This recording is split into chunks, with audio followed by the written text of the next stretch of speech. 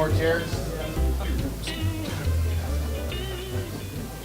Well, tonight we are very honored to have an individual here with us today that's a baseball legend here in Kansas City.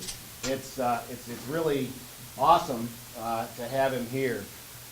As you know, his name is Willie Wilson.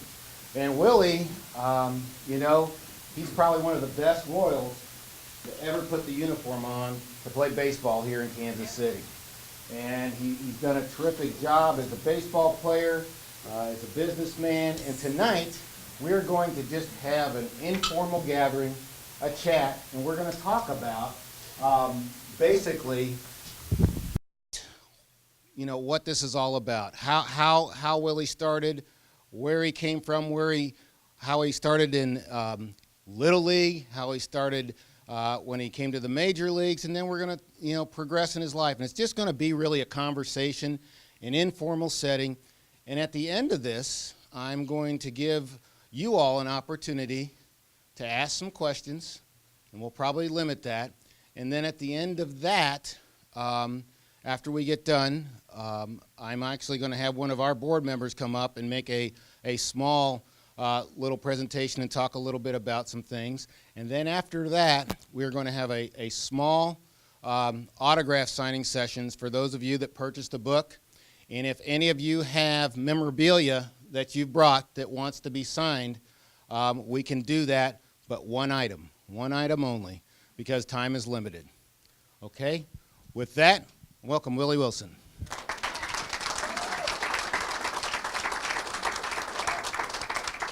Thank you, sir. Thank you very much. All right. I don't know if we need the mic. Yeah, I don't know, but they're recording it. That's why we got to have it. Oh, okay. So we don't need to do that. But I've got a few questions, and again, it's just a nice, fun, informal setting. But Willie, as you look back, can you tell us a little bit about growing up and how that was? Okay. I was born in Montgomery, Alabama, and I don't want to, give too much away. I want you to read the book.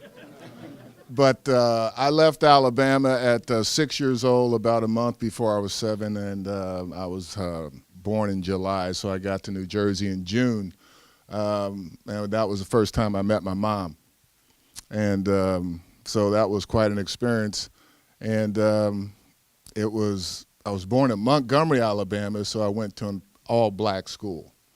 And then when I got to Summit, I went to a predominantly white school. So that was really something different for me, right? So, but it did teach me a few things about people, and it taught me that people are good no matter what color they are, and people are bad no matter what color they are. So it taught me a lot. Thanks. Yeah. You talked about growing up, you talked about sports. Tell me a little bit, how'd you get started with sports, and really what was growing up, what was some of the sports you played, and if you had a favorite, what was that? Well, I really, when I came from Alabama, I didn't really get into sports early.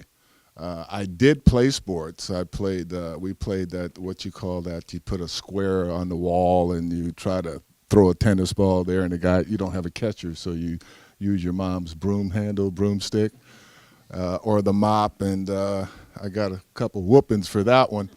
But it was about 8th grade, and I played in the playgrounds a lot. We had a lot of playgrounds, and our playground was called Maybe Playground.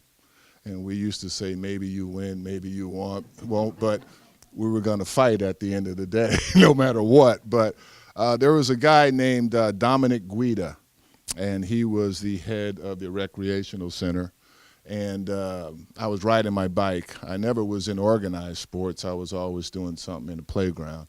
And there was a baseball team up there, and the baseball team, he said, why don't you do something constructive instead of riding around, just go join that team. So me being a wise guy, I'll go up there and show you. So I went up there, and they were first come, first serve. So if you were there last year and you played center field, you were going to play center field again. So the only position open was being a catcher. And so luckily, one of the coaches was a AAA ex-AAA baseball player, and he taught me how to catch, to be a catcher. And that old saying, they say, if the game doesn't start until the pitcher throws the ball, but I always used to say the game doesn't start until the catcher makes the call. And the catcher, if you have kids out there that want to play this game, if they can learn to catch, they can learn so much more about baseball, because the catcher controls the tempo, he controls what the pitcher throws, he positions people, he sees where they're at, he knows where the pitch is, and if you are behind there, you see a slider does this or a curveball does that, so you get to see everything a little bit better than the guy standing out there. And my best sport, I thought, was football. And I played football all the way up to 12th grade. Was a two-time high school All-American. One of the guys in the backfield in the All-American book was Earl Campbell. So that was pretty cool to hang out. But it was a bunch of guys, that loved to play football. We lost one game in 3 years. Basketball, 5 games in 3 years. And then baseball, I think it was 5 games in 3 years. So it was just really fun, but football was my best sport. Well, I think that's ironic, because we got something to show the crowd that kind of proves that football might have been his best sport. Martin has a little clip here that a lot of people probably didn't realize, that Willie was an all-time leading rusher, one of the best running backs in the state of New Jersey when he played high school football.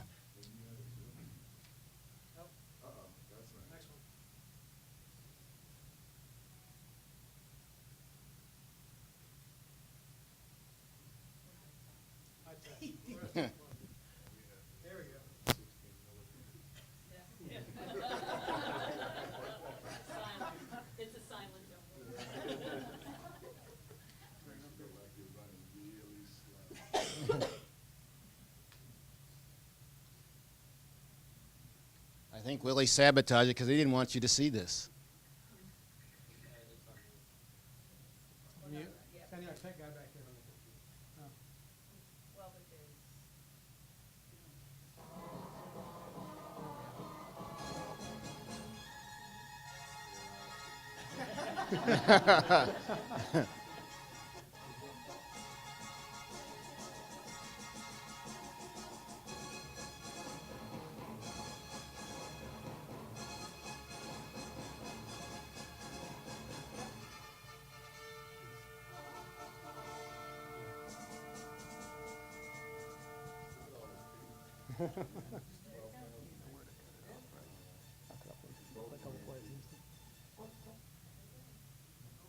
Nope.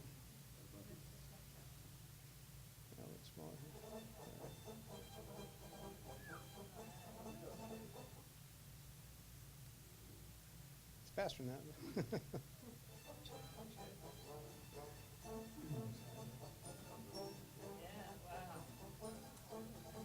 Touchdown. Mr. Wilson. Yeah. Got to see another play here. One more play.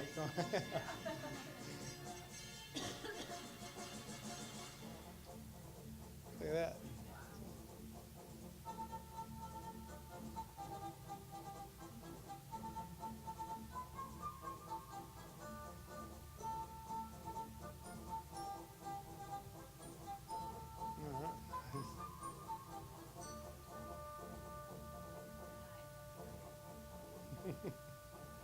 All right, we'll send a link out to everybody. Yeah.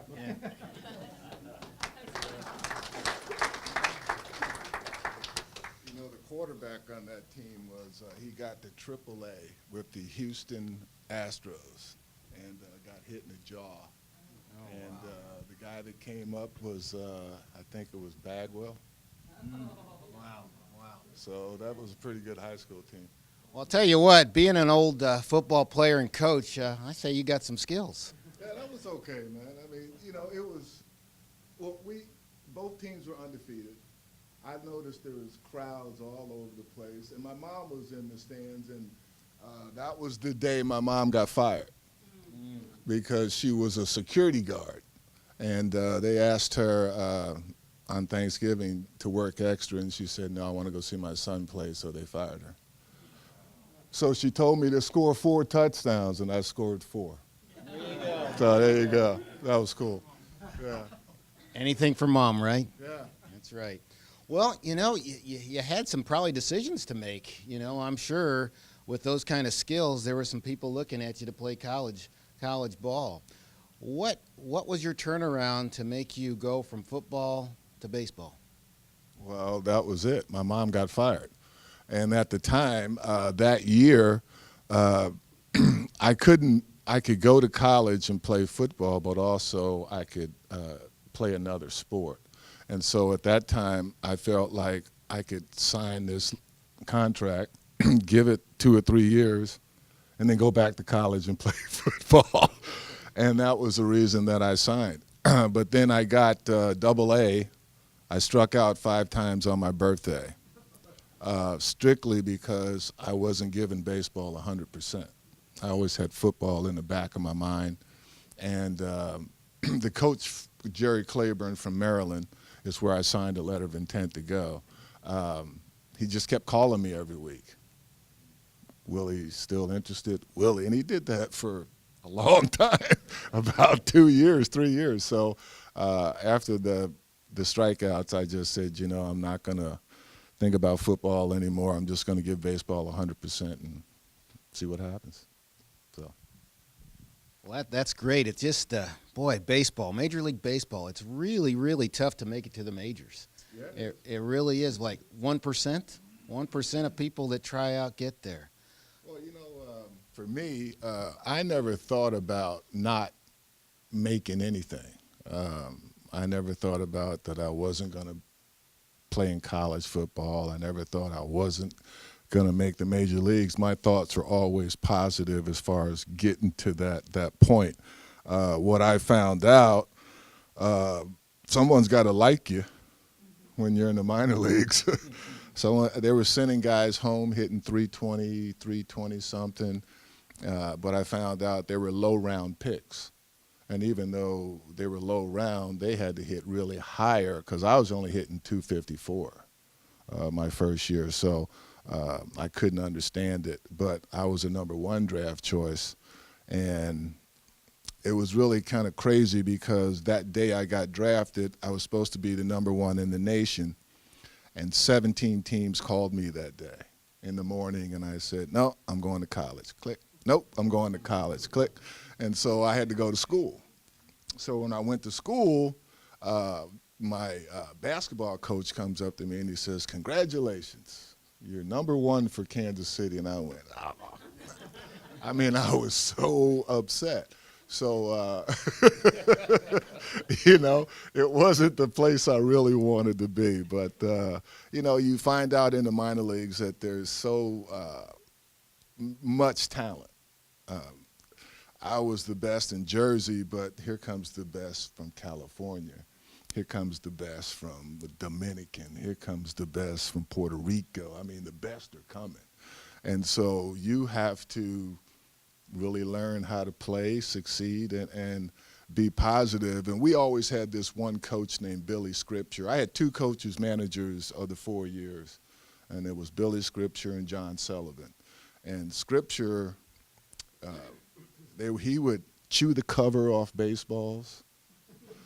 He would hang from the lights. He would walk up and just hang there. And then he would tell us that the ball didn't hurt once you got hit. He would stand in front of the pitching machine and let it hit him in the chest. So for us, we had to perform because we didn't want to go deal with him. That guy's crazy. But he was really a really good guy. And for some reason, he took me under his wing. And while everybody else was going off doing stuff, he was a skeet shooter. And I saw him hit 99 out of 100 from his hip one day. And so he would take me to keep me out of trouble with him. And I just watch him shoot and do all that. He'd hunt, and I'd go watch him. And he was just a good dude. And I'd be the only guy during the academy that could use the Volkswagen. the station wagon there. He would let me drive it, and I was the only guy he trusted because he knew I was going to come back a half an hour before the lights came out. Because if you didn't, you got fined, and we only made $500, so you didn't want to do that. Well, so you made it to the majors, the big leagues. So tell me a little bit about what was life like in the 70s, and I'll expand a little bit more about that. Tell me about some of your teammates. I know we had a chance to visit and talk about Amos and those, and if you would just expand a little bit about the 70s, kind of your teammates, and if you got any funny stories you want to share, that'd be great too. Okay. Well, I mean, the 70s, we all know about the 70s, right? Except for you. You don't know about the 70s. But it was, big afros, long socks, high stirrups, and when I got there to Kansas City, it was spring training, and God, it was just a bunch of guys that I had gone to spring training with a couple times before. But what I found out was they put their pants on one leg at a time, just like you do. I mean, even though they played this game of baseball, and that's the way I had to think. I couldn't be overpowered or overwhelmed because there was a Nolan Ryan or there was a Amos Otis, or at that time George was young, so he wasn't really a big superstar. None of us were. Frank, George, me. We were just young kids trying to get ourselves going. But when you faced a Tom Seaver or guys like that, who I grew up in New Jersey watching Amos Otis play third base, and with Amos, we call him Hole Otis, because he played the infield. Well, next time I saw him, he was in the outfield. And I said, I know why you're out there. You couldn't catch anything at third. Well, we didn't get off to a good start. So Amos kind of didn't like that, and it wasn't really great for a while. But he did teach me things that you don't teach another outfielder that you know is going to take your spot. Those guys taught me how to be a teammate, and he said to me, the reason I'm teaching you this is because I don't want you to embarrass center field when I leave. So he taught me little things like, let's say there's a man on third base, there's 2 outs, you got a little looper where if your reputation is I'm going to get the ball, I can catch anything out here, but you're the first person that knows that you can't catch it, right? So all you do is something real simple. If a runner sees you and you just go, he goes, he just stops, okay? Then you get 1 hop, you keep the guy from going home, he stops at third, ground ball, you're out of the inning, all right? But see, if I dive for that ball, then it goes boom in the turf and goes over my head, now you done gave up 2 runs. So the little things he would teach me as far as being a center fielder, always communicate and never have too much gap in between the outfielders. I don't want to cover your ground too. So if I move 5, you move 5. And then the center fielder is the unofficial captain out there. I open my mouth, you get out the way. And I don't want to be, the word is cocky. I don't want to be cocky out there, because that way you're going to have a lot of guys yelling and this and that at you. You want to be confident, and then you want your other players on both sides to respect what you're going to do. And if they know that you're calling, they know you're coming at full tilt. And then sometimes in center field, there's a certain balls that are coming in the angles and the gap, and both of you are going to do it. You know that we're going to run into each other. So as a center fielder, you yell quicker than anybody else. So he tails off. You go after it, and he backs you up. But if nobody says anything, you just go boom. So center field has to be a real athletic position. I would love for the Royals to be able to just hire me to come down there just to say little things to them. But, you know, the Royals, they got their own way of doing things now. But I always look at, you got an 8-time Golden Glover, and they couldn't figure out who could play second. So I just look at things a little different than they do. But I got some stories. I got one with, with Bo. Got a few with Bo. But the one I really like with Bo is I said that I'd race him for $100. So our team, I told one of the teammates, they went around yelling and screaming, Willie's going to race Bo, Willie's going to race Bo. And I get on the line, and everybody's lined up and everything. And they get 100 yards, and guys down there, and it's go. And Bo takes off. Boom, he's gone. I take one step. He gets there.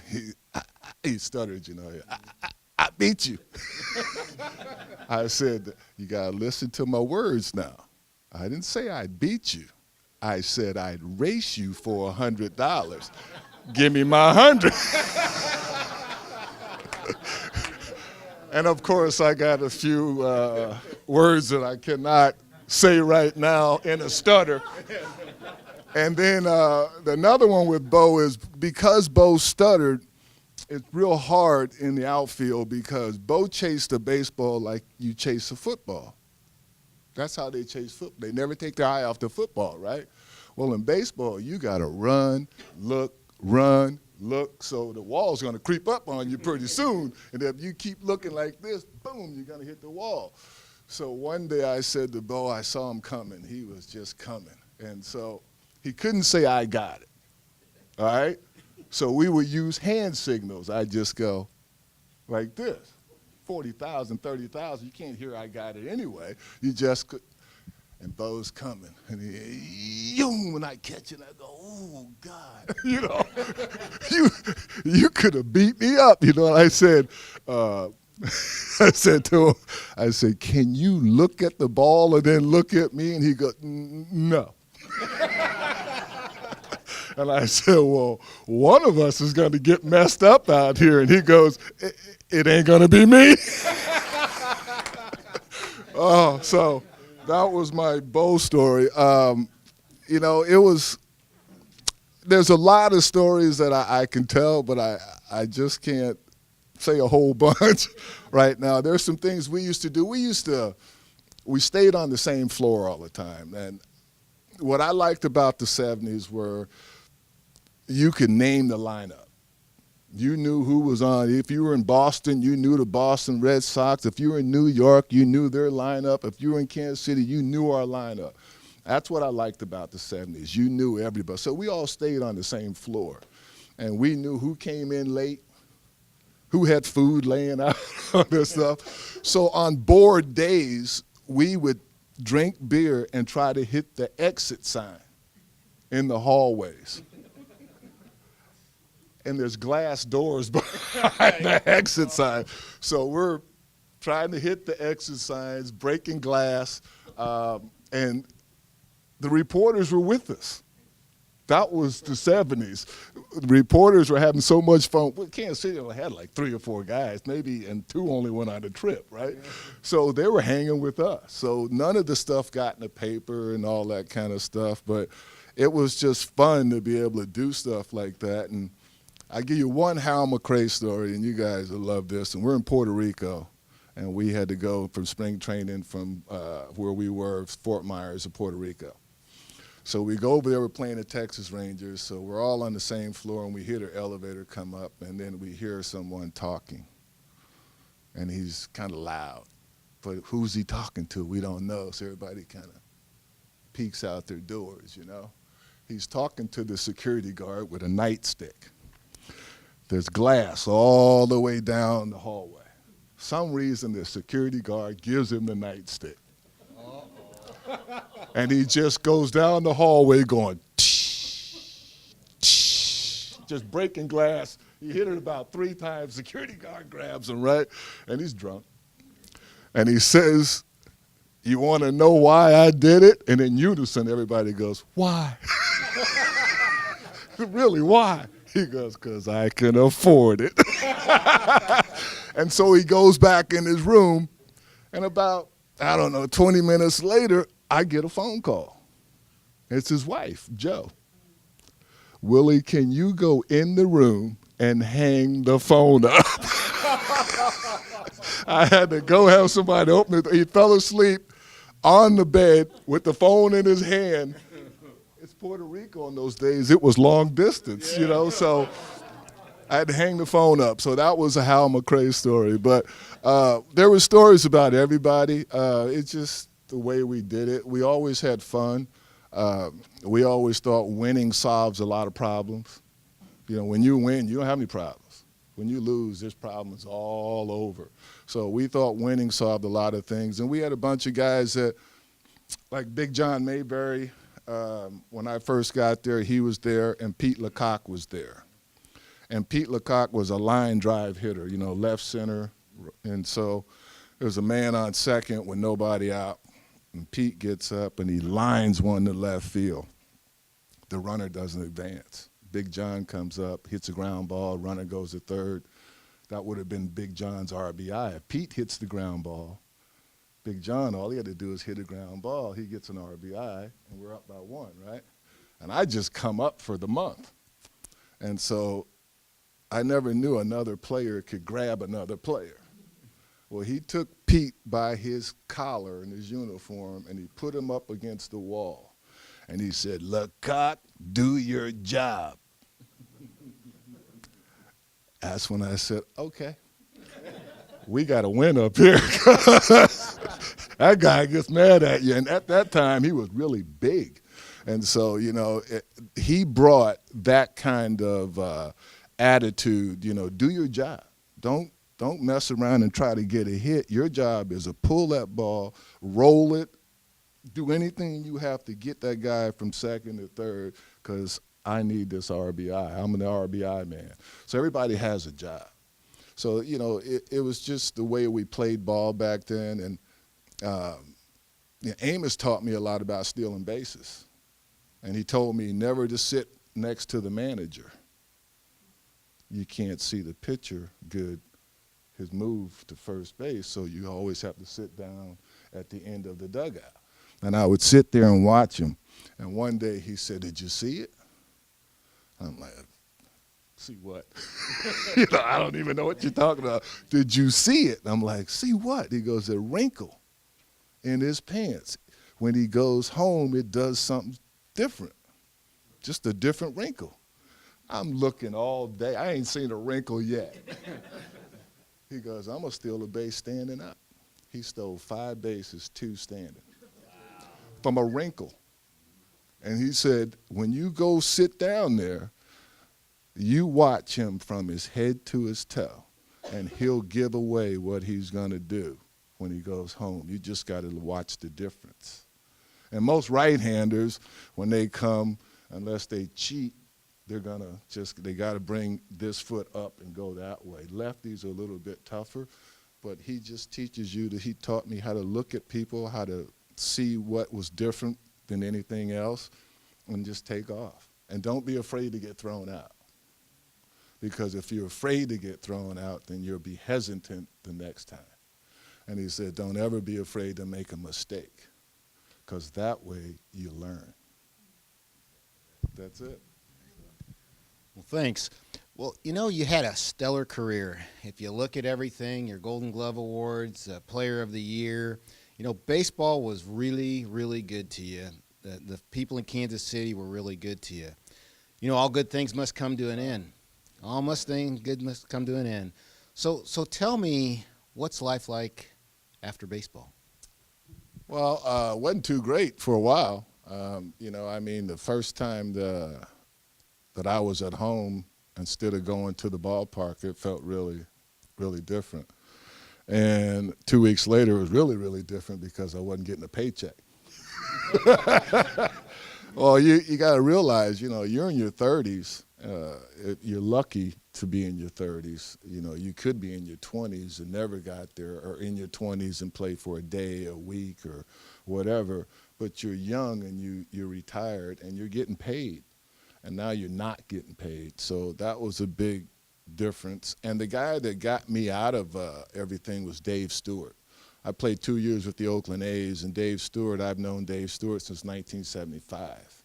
So he was always a good friend. And so when I was home and I got released in May of 1994, he just came to the house. You know, he's got that little, come on, man. Get up, let's go. So he got me out of the house, and then I started playing golf. And, I'm just hooked on it. Can't wait till Friday. I might go out Thursday at 45. But golf is a game that I do. It's really gratifying for me. It's the same kind of, I won't say pressure, but it's a challenge. And I'm getting better. I'm an 8-1 now, so that's getting better. Yeah, I'm trying to get down to scratch. That takes a lot of work, but I don't have that much time. So, and then I've done this summer, last 3 summers, I've been doing Time Warner Cable. There's a show we do, a half-an-hour show called The Blue Zone, and Al Fitzmaurice and myself do that. And it's just a different coverage of the Royals. It's all the Royals coverage. You know, when you're watching news, they only give you a few minutes. We give you a half an hour. And then we do it on Tuesdays and Thursdays. And then, you know, I'm occasional autograph session. And I really don't want to work 9 to 5. I really don't. And then I do some speaking engagements and stuff like that. But that's basically what I do. I was doing baseball games for organizations like Team Smile, the Children's Miracle Network, Project Walk. I would help these organizations out, throw a benefit game, and then the proceeds would go to them. And I was really lucky because the players came. And, you know, it was really nice to have those guys come and do the stuff that I wanted them to do, because when you're taking them away from their family for 3 or 4 days, you know, it takes a big person to do that. So, you know, a lot of people take that for granted, but it really takes a lot of effort on their part. So we were doing that, and other than that, I'm just having fun. Friday, I'm getting ready to go to Arizona. I'm going to fantasy camp. You guys know about fantasy camp, don't you? So that's going to be nice. And so I go 2 days early to play golf, and I stay 2 days late to play golf. So I get 4 or 5 days of golf in. Yep. Yep. Well, listen, I really appreciate you coming, telling your story and talking, but I want to make sure we have some time allowed for the audience to ask any questions that they might want to ask. Yeah, quick 2-part question. Willie Wilson then, could Willie Wilson then have played professional baseball now? I mean, given the changes in the game and the changes in, and how has the game changed since you played? They probably got a lot more pitching. They got more pitchers and pitches. But I feel like if you could play, you can play in any era. It's too many rules that you got to know, and it's too many things, guys. You know, like the catching rule that came in, you can't block the plate. Well, I grew up blocking the plate. I got a scar on my leg from blocking the plate. So I just think a guy can get hurt trying to avoid not hitting the catcher.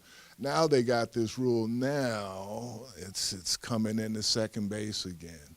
Now you got to go straight into the base. Well, that was no fun. I mean, you want to break up a double play, and you don't want to be dirty about it, but you want to do your job. And they already made it the rule was because of Hal McRae. You know, we call it the McRae rule, but everybody else just, after he rolled Willie Randolph in the playoffs. But now, and then after that, you have to slide and be able to touch the bag as you go by. Whereas, you know, how do you get back at guys? You know, if you're in the American League and if a pitcher hits you, well, the short and second baseman is how you get the pitcher from not hitting anybody anymore. Because if I keep running into you, you're going to go in here and say, man, you throw at another dude. I'm going to knock you out myself. So, I mean, that stopped a lot of things. That's the only way you can get back at a pitcher unless you bunt it and have him cover. So, but I could still play, but I don't think I want to play. They got too many cell phones and picture phones, and I mean, we had fun, man. We went out. I mean, because we didn't make the money that these guys make, so we kind of hung out with the crowd of people that came to the state. We were hanging out at bar. We knew everybody. And so I liked that, and everybody knew that we were making the same thing they were making. You know, and it got a little bit better as we played longer, but in the beginning, my salary was $19,500. Think about it. I thought I was rich. I was 21 going, wow, man, this is good. And then that veterans is going, are you crazy? I'm like, man, 21,000. Then you find out that you can't survive on that. So, you know, these guys, I think it's 300,000 or 400,000 as a rookie. You know, you just get there, you're making 300,000, 400,000. Okay, you know how long it took me to make 100? So these guys are getting that from that. So, but other than that, it's okay. I think I could have played. Yeah.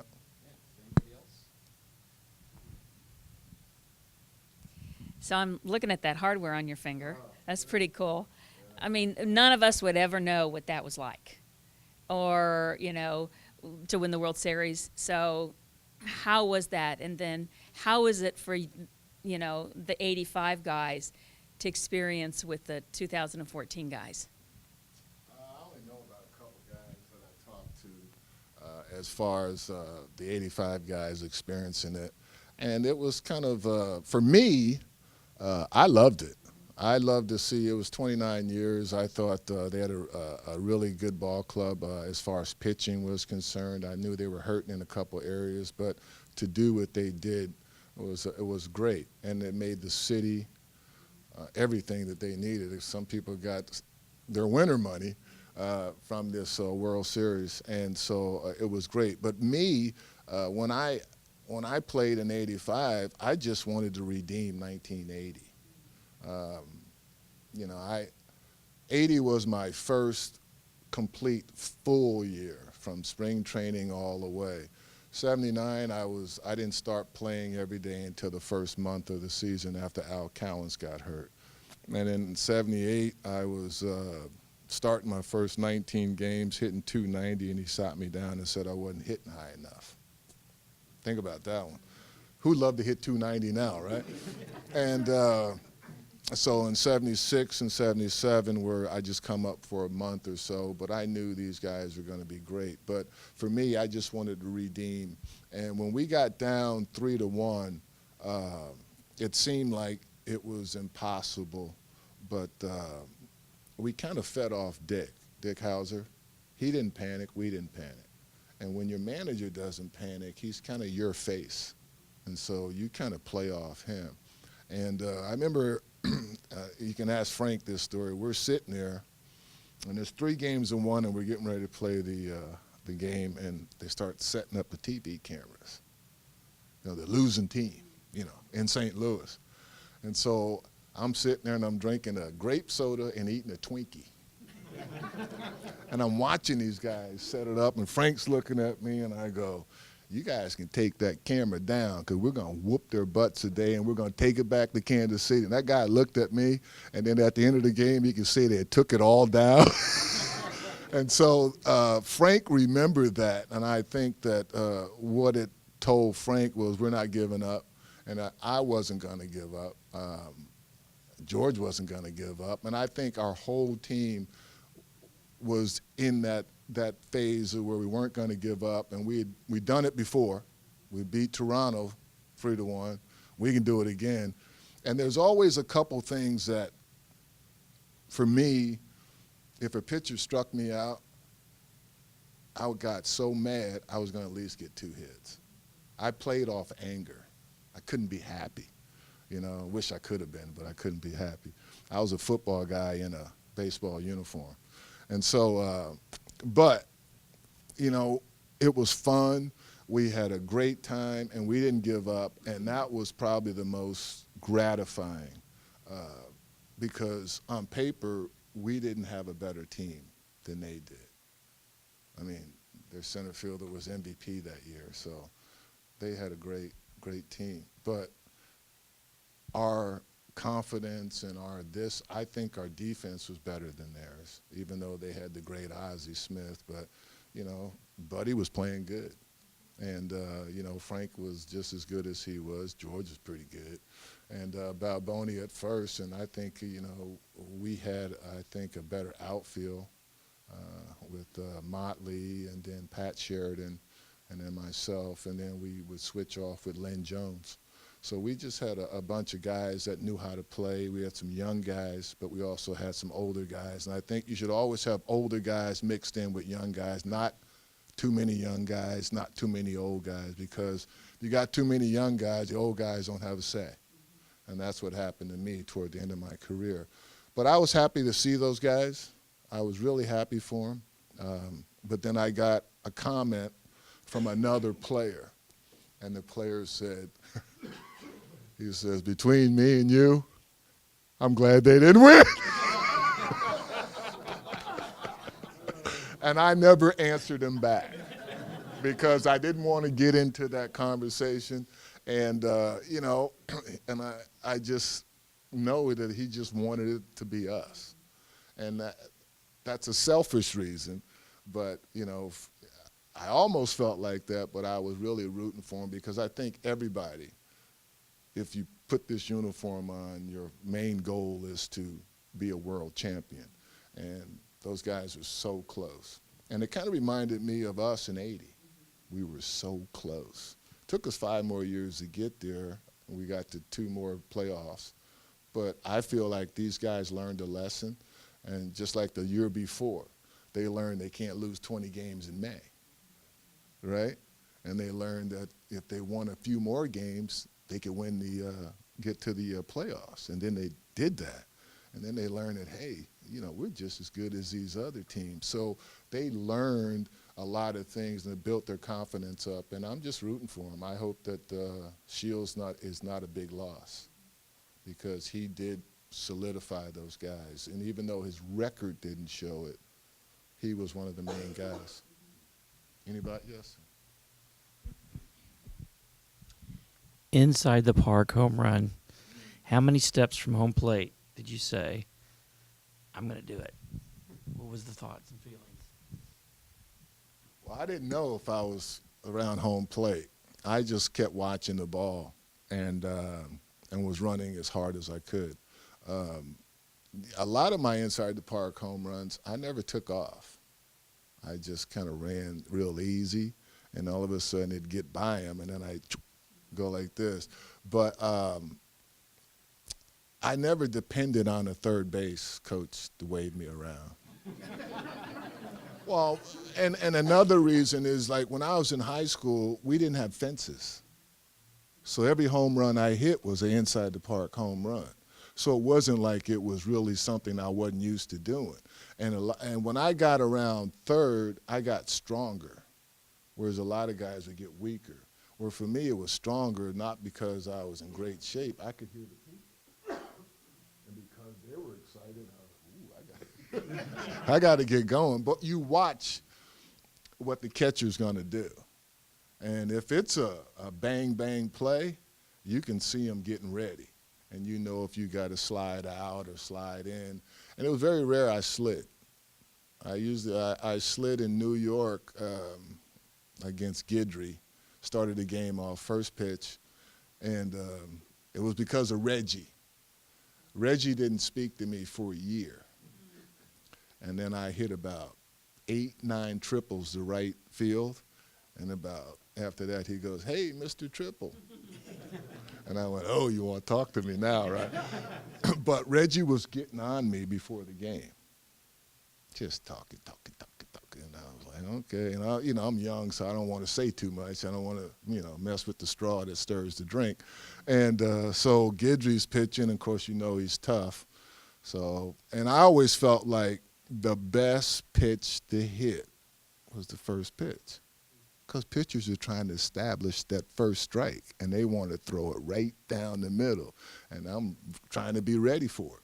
And so Guidry threw me one right down the middle. I hit it left center field, and that was probably the second or third time I slid.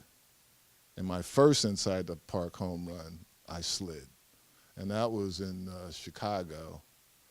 Guy was on third, and all I was trying to do was hit a fly ball. Ball was up here, and I got on top of it up here. Yeah, like then it took off, went into it, and I'm like, oh, geez. So I get the second, and that was the first time a third base coach waved me around, because I didn't expect to. It was in Kaminsky Park, and it was in the gap. You don't usually get one in the gap, but when you get one down the lines, it's different because it goes and it eventually ends up curling the fences. But it was fun. It really is fun because you know there's not too many other people that can do it.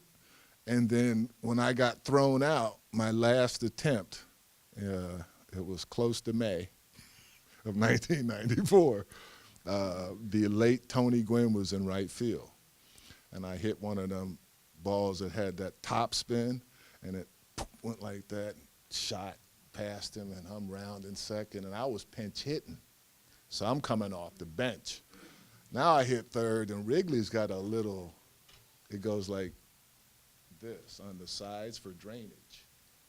Old stadium's got to drain this way, right? I had to go downhill and then come back uphill. When I started coming back uphill, I was like, I'm not going to make it. So I tried to sneak my foot in there, and the guy tagged me on my foot. And that was the first time I got booed for trying to attempt an inside the park home run.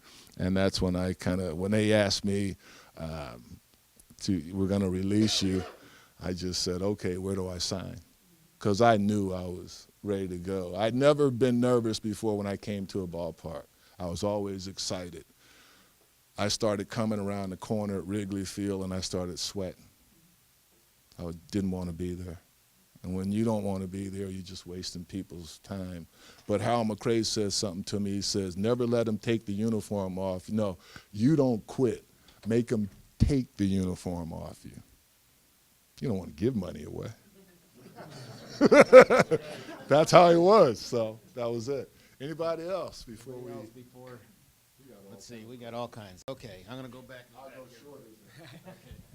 Well, I just want to thank you again for coming. Obviously, you're well known for your career in baseball, but I was just curious. Outside of baseball, what would be the most, major event or opportunity or significant thing that you can think back that you're like, hey, that was pretty cool? Wow, man. I've had a lot of cool things happen to me. That's why I feel like I got more than one book. I mean, I have to write another book. But I've met a couple presidents. That was pretty cool. I've met the senators over in Hawaii. I've met the Emperor of Japan. It's when you're in this game, you meet a lot of people. It's just little things that happen to you that once you get my age, you start thinking about, wow, that's pretty cool. Remember Luke and Laura? I was on that show. That was pretty cool. Yeah, a longshoreman, a black longshoreman. It was Hal McRae, myself, Amos, and Clint Hurdle. And we're sitting there, and Tony Geary, which is Luke, is a great Royals fan. He would always walk around and if you see his older shows in the 80s, he's always have on a Royals jacket. And he would invite us to the Top Hat all the time for lunch when we would go out to California. So we'd go out there, and this particular day, he goes, you guys want to be on TV, we're going to get you this spot. So he gets, and him and Amos are really tight. So he wanted Amos to say something. So we were just supposed to sit there, and you can see he goes, can you pass me the salt? And Amos goes like this, and he goes, thank you. And Amos goes, you're welcome. It got cut. But I got a chance to do a lot of really cool things, been on some really great golf courses, and ran into some really great guys. And, it's great to have a HOF by your name, but to have the HOF guys kind of say some stuff to you, which means that, they respect you. And that's pretty cool. And then to have some, what I've been wanting to do for the longest time is start this program called the In-Betweeners. And these are guys that are all-stars, but they're not Hall of Famers. Kind of in the middle guys, you know? And then have them sign memorabilia and then sell it through the computer. Because there's a lot of, I mean, you got a Dave Parker, you got guys like that, you know, if someone likes them, they're Hall of Famers. You know, so it's just, I've had a lot of good things happen, but also I've had a lot of bad things happen, and that's what's in the book. The book is about things that could happen to you during this game. There's a lot of more people coming at you. I was very quiet, so people took that for being cocky. But basically, I was just quiet and embarrassed. The Royals used to always tell me to smile. I was like, do you smile every day you go to work? Why you want me to sit out there and smile like, you know, a little Sambo or something? I'm like, you know, what the heck, man? I mean, can I just sign the autograph? And you know, you guys are trying to dictate my life. And, you know, I was probably the guy that did the most rumbling with the Royals. I didn't care about what other teams thought about me. I cared about what my teammates thought. And my teammates knew I was going to fight for them. And it's just like when George got hurt. If you add up George's years he was hurt, it's 4 years. Add them all up, right? Now, somebody's got to play beside George. So we had Greg Pryor. But if you take Greg Pryor and you treat Greg Pryor like he's crap, you think Greg Pryor is going to give you 100% out there in George's place? So for me, I'd go to a guy and go, don't talk to him like that. He's part of us. And so management would look at me like, you're a troublemaker. But my teammates respected me because they knew I fought for him. Number 5, he didn't have to fight for anybody. He was getting his. I'm fighting for everybody. And then so for me fighting, I became the bad guy. And so, but I've always been like that because I never thought color meant anything. I just thought your work ethic and what you did and your importance meant more than what your color your skin was. And so for a long time in the 70s and 80s, that was not the case. So that's what good and bad happens in this game. All right. What I'd like to do is just take an opportunity, first off, and to thank you, Willie, for being here. We really appreciate it. And yeah, it is. It's a great cover, isn't it? One of the things that as I was interviewing Willie, I said that, you know, we talked about baseball. We said all good things must come to an end. Well, they really don't have to come to the end. They just progress. It's a journey. And I would ask that each one of you, if you have the time and everything else, we have this book here. It's Willie's book. You know, he's here to autograph it. If you've already purchased one, then he will autograph it for you. If you haven't, we can get one for you. And, you know, it's a great story. It's a great story about, as I call it, an overcomer, okay? An overcomer. So, again, this book is here. Willie, I want to thank you for being here. Thanks, man. I appreciate it.